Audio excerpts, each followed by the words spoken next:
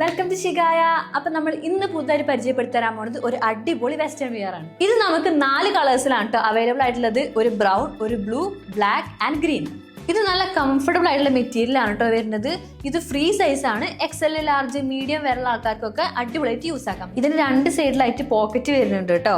പിന്നെ ഇത് മാത്രമല്ല, ഇതിന്റെ ഫ്രണ്ടിലും ബാക്ക് സൈഡിലും ആയിട്ട് ഒരു സ്ലിറ്റ് വരും. ഈ ഷർട്ടിന് ഒരു അടിപൊളി കോളറും, പിന്നെ ഇത് മാത്രമല്ല ഫുൾ സ്ലീവ് ആയിട്ടാണ് കേട്ടോ വരുന്നത്.